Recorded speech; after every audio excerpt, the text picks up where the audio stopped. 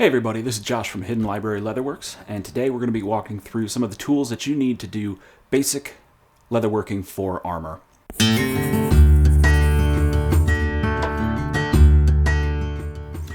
Alright, so as I mentioned, this is really going to be just the basic tools, just to get started. Most of these are going to be really inexpensive and should be pretty available. I'm going to go ahead and drop links in the description down below. If you want to purchase these on Amazon, or you could certainly go to local hardware stores, leather crafting stores, things of that nature to find these items as well. So the first tool that you're going to need, obviously, is going to be a knife. Now, you can use really any sharp knife that you like. There are certainly specialized knives for leatherwork. Honestly, I prefer most of the time to use just a simple utility knife.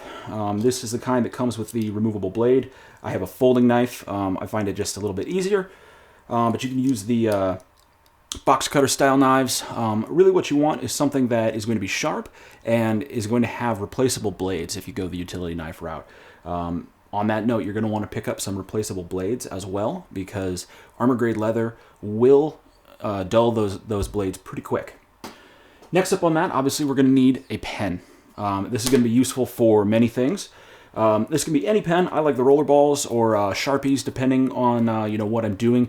This is going to be useful for patterning, for transferring patterns onto your leather, for labeling pieces, for marking holes to punch, things of that nature. It's really pretty invaluable. I'm sure you've got many of these lying around, so it shouldn't be a big deal.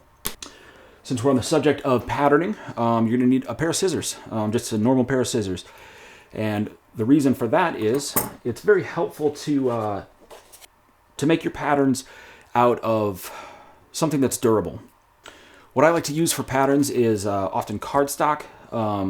This is, I think, actually a manila folder that this particular piece was. As you can see, a little tip is to label. So this is a left bracer, a large size that I have, and if you flip it over, obviously, because it is asymmetrical, this will be for the right side. So face up. When I know that when I lay it down, it will be the right hand, and then the other side, of course, is the left. You can also use craft foam.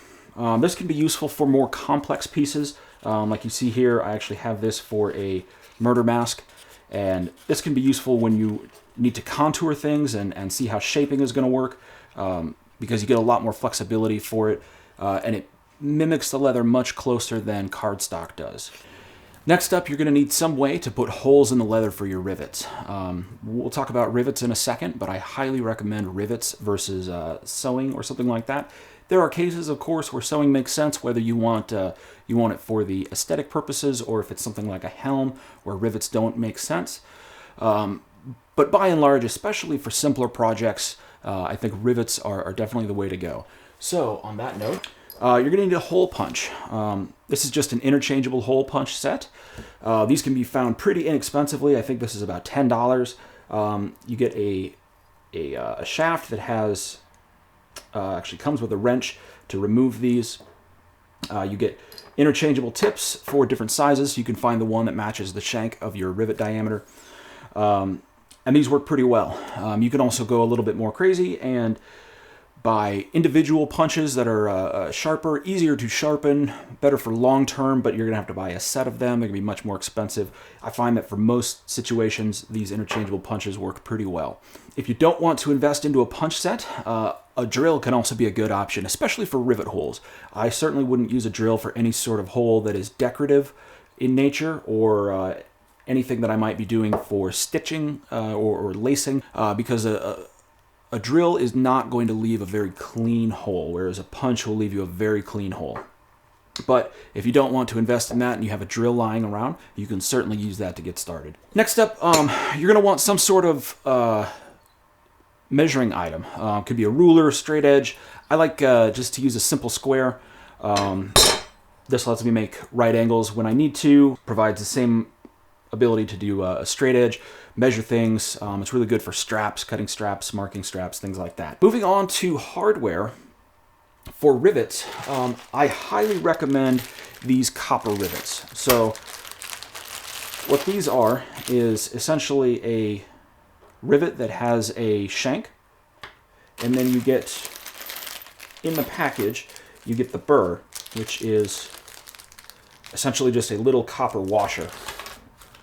And the way that you apply these is you punch a hole in your leather, you put the two pieces that need to be attached down over the shank, and then you put the burr on top, and then you use a rivet setter here, which is another tool that you'll need to buy, that actually has two separate holes. There's a channel that you use to set the burr, and then you will clip off the excess shank, and you'll use a hammer to peen the edge over so that it's not razor sharp.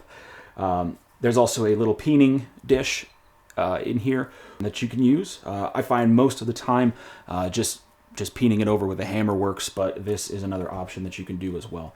These are also pretty inexpensive. I would highly recommend picking one of these up. I think that they are almost a requirement in order to work with these copper rivets. You will note that there are lots of other rivet types, quick rivets, two-piece rivets, things along those lines. I really have not had good luck with those in the past, especially for armor making. If you do a significant number of rivets, or if they're decorative, they can certainly be fine, but for structural rivets, these copper rivets are really going to be the best that you can find. And a note about them, they come in several different sizes. There are the number 9s and the number 12s are typically the ones that you can find, and that refers to the diameter of the shank. I personally find that the smaller number 12s are pretty much perfect. The number 9s are very thick, and I don't feel that they provide any meaningful addition in strength. I would really recommend only picking up the number 9s if you are interested in the particular aesthetic that they look. You know, they're obviously going to be the bottom, and the burr on them is going to be a little bit bigger, so they're going to look a little bit beefier and chunkier on your project. But for pretty much everything, I use the number 12s exclusively. And then you will need to pick the length of the rivet. They come in, the shank will come in 1/2 inch, 3/4 inch, and 1 inch lengths typically. I recommend just always buying the 1 inch lengths, especially when working with armor grade leather.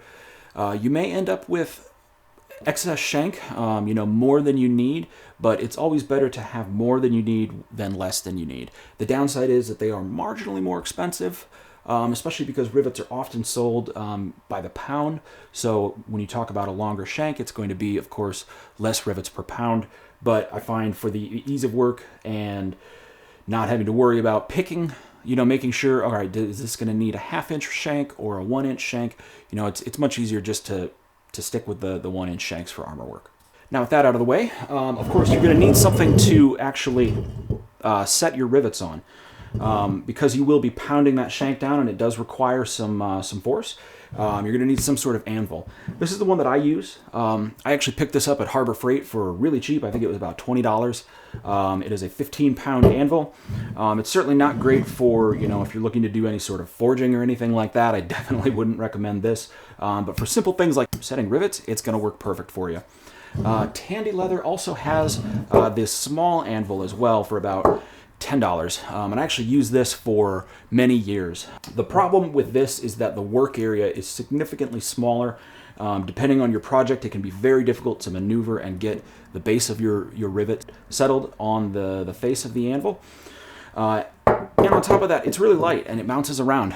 So when you hit it, it can be very difficult to make sure that you get your rivets set evenly. It does have holes if you would like to mount it to your workbench, which is certainly an option that would take care of that second problem. But like I said, it is a very small workspace and can be very difficult. I would highly recommend jumping in and picking up one of these larger anvils if you can. The cost difference is not too much, and I have an option linked in the description below as well if you'd like to go that route, or if you have a local Harbor Freight. They have a few options, including an even bigger one for, honestly, as far as anvil prices go, they're very inexpensive. So that's certainly an option that you could look into as well. Once you have your rivet set, like I mentioned earlier, you're going to have some excess shank that you need to take off. There's a couple different options. I have tried many tools for this, and what I have found works best is either some end nippers like this or linesman pliers. If you go with the linesman pliers, you're going to want to get the longest ones you can. I think these are 11 3/4 inch linesman pliers. So you can essentially see, they have cutting jaws on them. For tight to reach places, say if you're riveting inside of a helm or inside of some shaped or curved piece, these end nipping pliers work really well as well, because you can get in there and get exactly what you need. It's important that you don't leave too much shank when you cut it off, because that's going to make it really difficult or sometimes impossible to actually get a good peen on that rivet, and that's not good for safety. It can be unsafe for other people that you're fighting with, and as well as it can, depending on how your rivets are oriented, it can actually cut you up on the inside. You get those armor bites, and that is no good. Continuing along with the hardware theme, I highly recommend picking up some buckles. These are pretty cheap, and there are a wide variety of them. These are some 3/4 inch nickel-plated utility buckles. I tend to like the utility buckles, but there are many other options as well that you can use. You can get them in different finishes, different sizes, different styles, and they generally are pretty cheap. These are probably about 75 cents each. The other option, of course, would be to use lacing. Like if you're making a bracer, you could lace that up as opposed to having straps. I really don't like that personally. Lacing is a pain to put on and off. It's very time consuming. The fit is often not great. And over time it stretches out and can cause problems there. And of course broken laces, which is never a good thing. Straps are, in my opinion, look better. They're much easier to put on and take off. You get a better fit, and in general they're just much easier to manage. They're not any more difficult to put onto the armor. And all in all, a much better option than lacing. So unless you have a compelling reason to go for lacing, like you're really after that aesthetic look that lacing will provide over straps, I highly recommend going with straps and buckles. Moving along on hardware, you're going to want a collection of hammers, and this will come in handy as well when we talk about some of the more advanced tools, specifically around leather carving and tooling. For this basic armor, what you're going to need is essentially a tool to set your rivets. So one important thing to remember when working with leatherwork is that steel should never strike steel. So, for example, this ball peen hammer, you never want to hit your tools with a steel hammer. The best option is a rawhide mallet, like what we have here, and this is ideal for tooling, for leather carving and tooling. This is what I currently use for punches and things like that, where you need a lot more force. You can get a maul, which is a big, heavy, plastic-headed hammer that you can use for using punches on very thick leather. Or you can use, the cheaper route if you don't have the money for a rawhide mallet. You can always just use a rubber mallet. You could pick these up for about $2, $3 at a hardware store or even Walmart. And this is what I started with, and it still works great. It's not going to be great for tooling, but for things like setting rivets, it will work perfectly fine for you.